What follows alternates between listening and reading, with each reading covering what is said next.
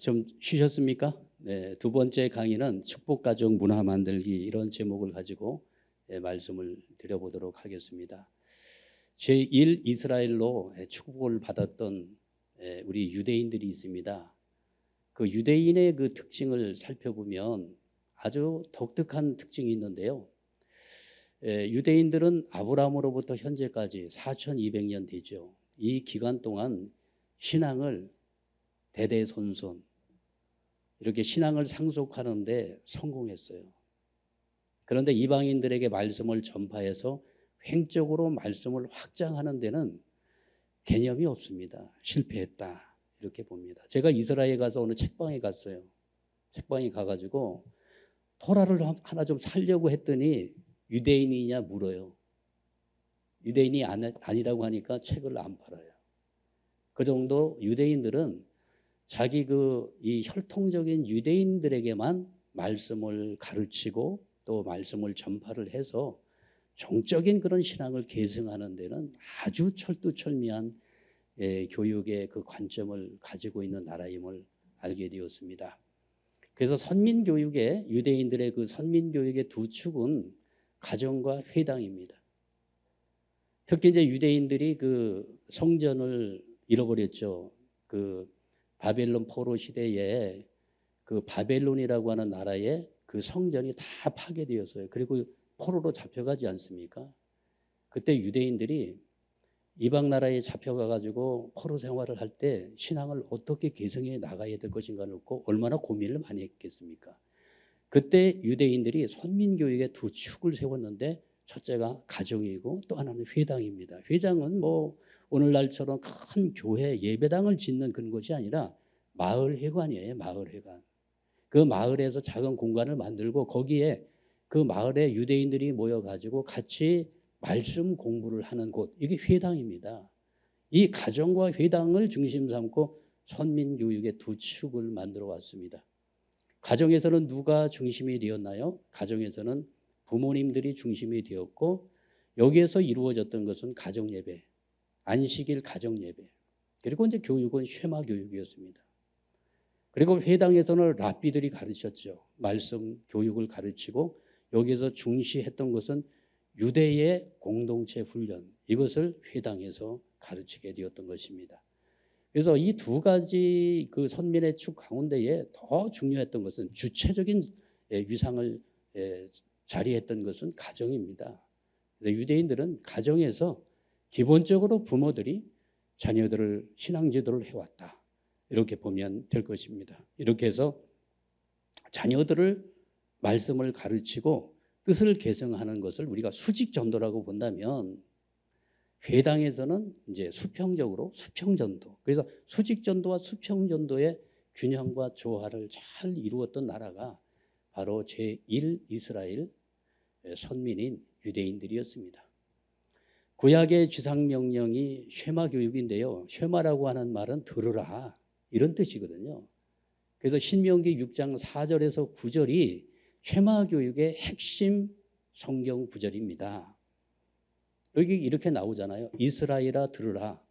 우리 하나님 여호와는 오직 유일한 여호와시니 너는 마음을 다하고 뜻을 다하고 힘을 다하여 내 하나님 여호와를 사랑하라.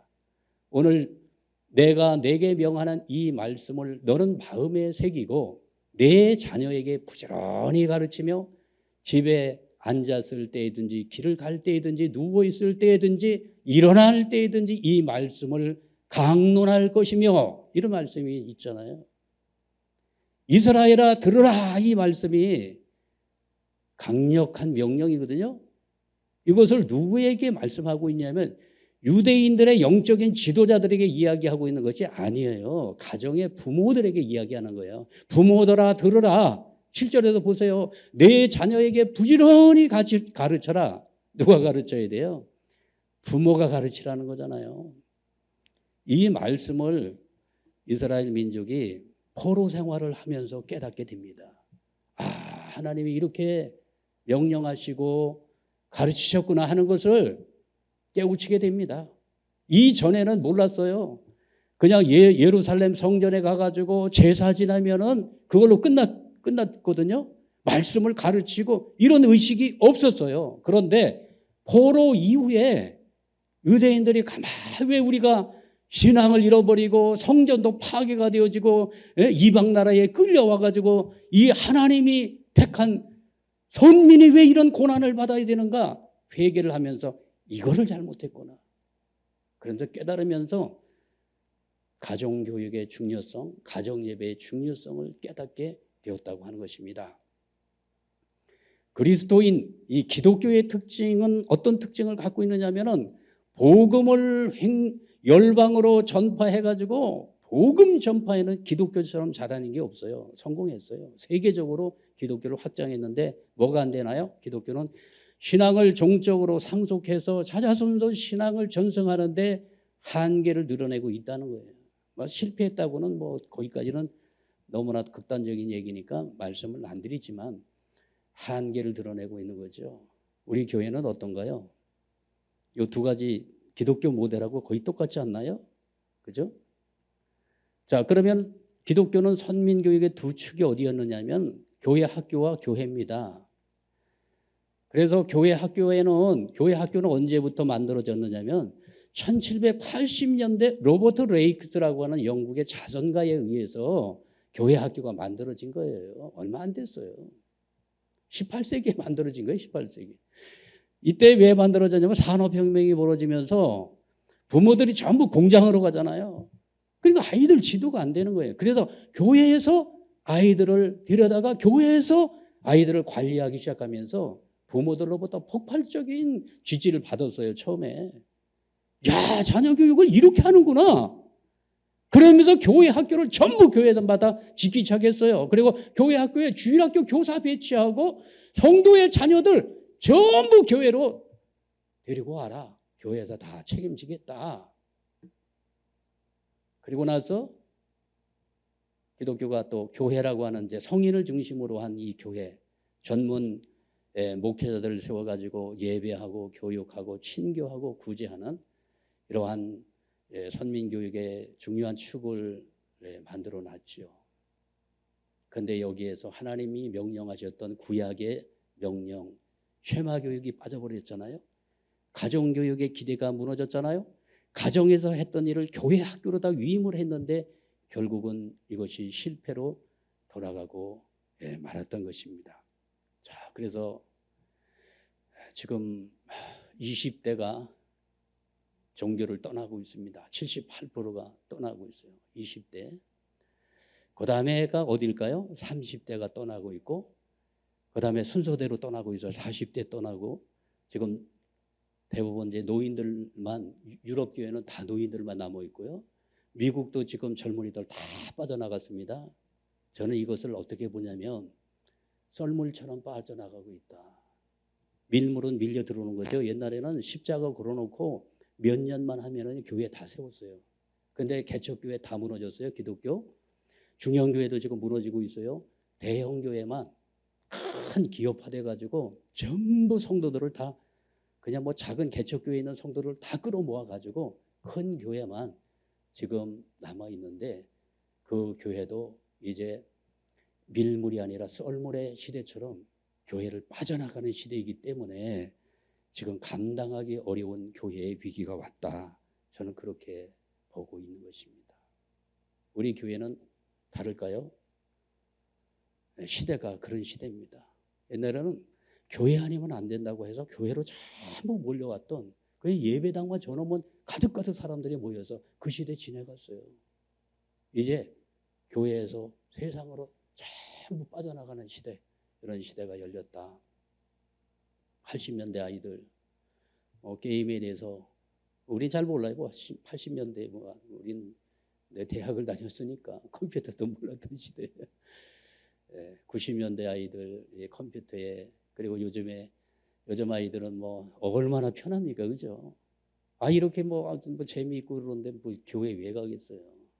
교회 가면 뭐 무슨 말씀을 하는지도 잘 모르고. 자, 이렇게 돼서 이제 제 4차 산업혁명의 시대를 맞이하면서 메타버스 시대가 이제 왔기 때문에 우리 젊은이들은 이런 세계에 이제 들어가서 종교에 대해서 얼마나 관심을 갖겠는가 생각을 하게 됩니다. 그래서 지금 이제 세상으로 우리 이제 식구들이 다 떠나는 시대가 왔기 때문에 우리 교회도 어디로 가야 될까요? 세상으로 가야 됩니다. 어디까지 가야 될까요? 가정으로 가야 되는 것입니다. 가정으로. 그래서 홈처치의 시대. 가정에서 하나님을 만나고 가정에서 예배가 이루어지는 홈처치의 시대가 오기 때문에 아버님께서는 가정교회 운동을 일찍부터 시작하셨다. 그렇게 보는 것입니다. 홈처치가 뭐냐? 가정. 그 홈이 하나님을 중심 삼은 홈처치가 못 되고 사탄을 중심 삼고 타락했기 때문에 하나님을 중심 삼고 홈처치가 돼야 하늘나라가 이루어진다는 거예요. 귀한 말입니다. 그래서 가정교회는 78년부터 가정교회 말씀하시고 1980년대 가정교회 운동을 아버님께서 아주 정말 강렬하게 추진하셨던 시대고요. 2000년대는 가정교회 전성시대가 왔고요. 지금은 무슨 시대인가요? 천복 가정교회 운동이죠. 그래서 가정교회는 한 번도 예배 없어요. 전부 강조가 되었어요. 지금 점점 강조가 되는 거죠. 자, 그래서 가정교회의 기원은 어딘가? 아버님 말씀을 보면 너무나도 정말 참 귀한 말씀을 많이 해주셨습니다. 에덴 동산에서부터 있었지만 이루어지지 않았던 가정교회가 수많은 역사 시대를 거쳐오면서 희생의 대가를 치른 후에 비로소 계문에서 그 문을 들어갈 수 있는 공식 가정교회를 제시한 것은 놀라운 역사적인 사실인 것을 알아야 되겠습니다. 가정교회는 어디 있냐면 타락한 세상에 있는 교회가 아니고 에덴 동산에 하나님의 설계에 의해서 구상되었던 교회라는 거예요. 그래서 우리가 지금 향하고 있는 그 교회는 에덴 동산에 하나님께서 설계해 놓으신 그 가정교회를 만들어가는 시대다. 이렇게 보면 되는 것입니다. 그래서 지금은 이제 에덴 동산에 들어왔잖아요. 그죠? 회개해서 우리의 두 발을 지금 땅에 딛고 있지만 우리는 이미 우리의 의식과 모든 생활의 내용이 에덴 동산 안으로 들어온 거예요. 거기에서 하나님께서 만들어 가려고 하는 그 교회의 모습이 가정교회였다. 이렇게 보면 되겠습니다. 그래서 가정교회 시대가 도래한다고 아버님께서 말씀을 주셨는데요. 기독교가 가정교회 간판을 붙여야 합니다. 장로교면 장로교 가정교회, 베리타운이면 베리타운 가정교회라고 하는 것입니다. 교파를 바꾸라는 것이 아니고 그냥 그대로 붙여도 됩니다. 예수교 가정교회라고 해도 되고 기독교 가정교회라고 해도 되고 장로교, 감리교, 성결교 가정교회라고 하는 것입니다. 이렇게 하면 하나하나 자동적으로 감리교고 무엇이고 다 없어집니다. 구교, 신교도 다 하나로 만들어야 합니다. 전부 하나 된다는 거예요. 그래서 간판이 이렇게 감리교 가정교회, 예수교 가정교회 한번 붙여봤어요. 이런 시대가 오면 얼마나 좋겠습니까? 그죠? 이 시대가 옵니다. 아버님 선포하시면 반드시 그렇게 됩니다. 동의하십니까? 가정교회의 목적은 뭐냐면은 가정의 천국을 만드는 운동입니다. 제3 이스라엘 민족이 되기 위해서는 집을 통과해야 합니다. 가정을 통과해야 됩니다. 에덴의 천국이 이루어지기 위해서는 아담 가정을 통해야 됩니다. 그 가정의 집이 가정의 법도 가정의 질서, 가정의 이념을 따라가고 천추만대의 후손이 그 법도를 상속받아 횡적으로 세계화하게 될 때 천국이 이루어지는 것입니다. 제가 요즘에 이제 기독교 목사님들한테 이야기하는 게 뭐냐면은 여러분 천국이 어디 있다고 생각하십니까? 질문하는 거예요. 여러분들은 천국이 저 하늘에 있다고 보시죠? 저 하늘의 천국. 그리고서 죽어서 가는 내세의 세계가 천국이라고 여러분 보시죠? 아니오시다. 천국은 땅에서 먼저 이루어집니다. 땅에서 먼저 이루어지는 천국을 지상천국이라고 합니다. 그래서 지상천국이 먼저 이루어져야 천상천국이 열린다고 말씀하셨습니다. 이게 예수의 가르침이에요. 제가 이것을 성경 구절을 다 들어가면서 말씀하고 있거든요. 그래서 이게 천동설이냐 지동설이냐 하고 똑같습니다. 지금 천상천국을 바라보고 있는 사람들은 천동설을 믿고 있는 것이고요. 지금 지상천국이 이루어진다고 주장하는 사람들이 바로 지동설을 주장하는 이치하고 똑같은 것입니다. 여러분은 지금 천동설을 믿고 있는 거예요. 코페르니쿠스적인 대발상의 대전환이 필요한 거예요, 여러분. 우리가 이 시대를 어떻게 살아가야 될 것인가? 코페르니쿠스적 대발상의 전환을 통해 가지고 지상에 도래한 지상 천국을 만들어가는 이 운동이 하나님의 뜻입니다. 이렇게 설명하고 있습니다. 가정교회에 이제 가정이 이제 교회라면 가정은 어떤 것일까? 이것을 우리가 생각해 본다면 가정은 하나님 안식의 집입니다. 하나님이 오셔서 안식하는 곳이에요. 그러니까 하나님이 안식할 수 있도록 가정에서 뭐 해야 될까요? 하나님을 경외하는 의식이 이루어져야 되겠죠. 그래서 가정에서 이루어지는 예배. 그리고 천국의 기본 공동체입니다. 그래서 천국의 법도대로 가정의 법도를 세워야 돼요. 그리고 가정은 말씀을 전수하는 학교입니다. 교회에 가서 말씀을 듣고 그런 것이 아니라 1차적으로 유대인들이 쉐마 교육을 통해 가지고 말씀을 가르쳐라. 그 말씀하고 있지 않습니까? 말씀을 전수하는 1차적 기관이 가정입니다. 가정 안에서 내 자녀 내가 교육해야 됩니다. 내 자녀 내가 교육하자. 그래야 신앙이 계승되고 말씀이 계승되는 거예요. 자녀는 부모를 그대로 닮아버려요. 마음도 닮고 외적인 것도 닮고 습관도 닮고 인격도 그대로 닮아가요. 그러니까 가정은 교육의 중요한 요람이죠. 그리고 가정에서는 뭘 이제 훈련해야 되느냐면 천국 생활의 훈련장으로서 사랑을 훈련하는 것이거든요. 무슨 사랑일까요? 이타적 사랑. 상대를 위하는 사랑. 영계는 이타적 사랑으로 가득 차 있는 세계니까요. 그래서 가정 안에서 하나님을 경외하는 예배의식과 그리고 말씀을 전수하는 교육의 기능과 그리고 천국 생활을 훈련하는 사랑의 훈련소로서의 가정의 기능이 회복될 때 우리 자녀들의 신앙이 회복되고 하나님이 그토록 원했던 지상 천국이 가정을 통해 가지고 이루어질 줄 믿습니다. 그래서 이 네 가지 기능 가운데 가장 중요한 기능은 예배와 교육의 기능입니다. 그래서 뭐 저희 가정교회 계속 얘기하는데 저도 가정교회를 해야 되잖아요. 그래서 가정교회 활동에 대해서 잠깐 제 가정을 소개를 하도록 하겠습니다. 가정교회의 3대 목표를 설정했습니다. 제1축복, 제2축복, 제3축복인데 제1축복의 목표는 생육하라, 영인체를 완성하는 것입니다. 어떻게 영인체를 완성해야 될 것인가?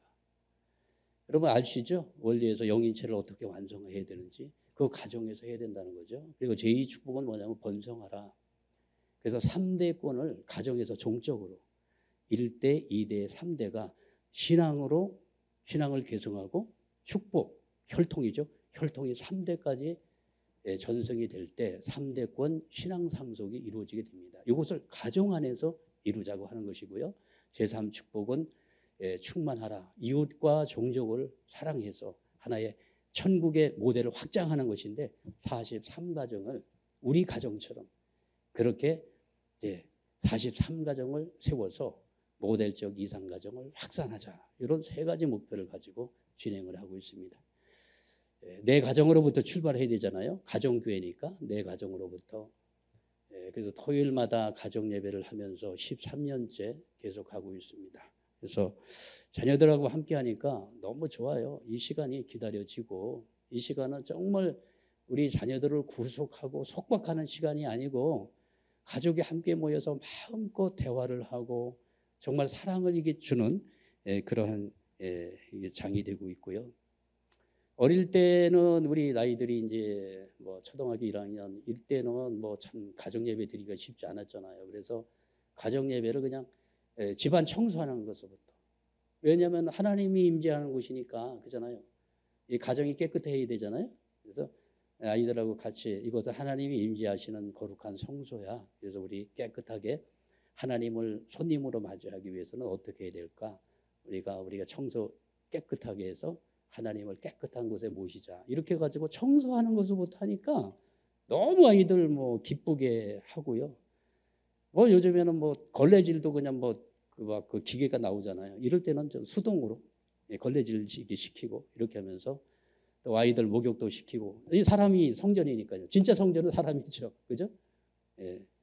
이렇게 해서 아이들하고 분위기를 만들고 이렇게 해서 예배를 간단하게 이렇게 드리고 여러 가지 이제 의식을 통해 가지고 여기서 제일 이제 강조를 많이 했던 것이 물질에 대한 거 강조를 많이 했어요.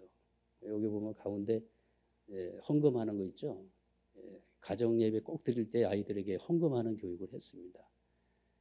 그래서 너는 죽을 때까지 11조의 의무를 잘 지켜야 하늘의 축복을 받는다. 이런 교육했고요.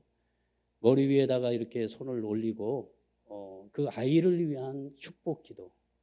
이 아이를 위한 축복 기도는요. 이걸 하늘이 반드시 들어주십니다. 너무 이 기도를 하늘이 기쁘게 받아주시는 것 같아요. 그래서 가정에서 이루어지는 이 예배가 그 형식적인 예배가 아니라 정말 하늘 부모님께서 함께 하시는 그러한 아주 역동적이면서도 내재적인 하나님을 느낄 수 있는 그러한 예배가 될 수 있도록 노력해 왔습니다. 결론입니다. 천국은 가는 것도 아니고요. 오는 것도 아닌 것입니다. 농사를 짓듯이 천국은 어떻게 하는 걸까요? 짓는 것입니다. 땀을 흘려서 짓는 것입니다. 그래서 이제 가을날 풍성한 열매를 우리가 농부가 열매를 따기 위해서는 씨를 뿌리고 잘 가꾸어야 가을날 풍성한 열매를 맺을 수가 있는 것입니다. 그래서 우리가 말씀의 씨를 뿌리고 잘 가꾸어 가지고 풍성한 열매를 가정으로부터 열매를 맺어 나가는 우리 축복 가정들이 되시기를 바라겠고요. 여기에 이 한 중심에 어머니들의 역할이 너무너무 중요하다. 그리고 이 가정의 문화를 어떻게 하늘이 함께 할 수 있는 그러한 가정의 문화로 만들어 나갈 것인가 이것을 생각해 보는 시간이 되기를 진심으로 축원합니다. 네, 감사합니다.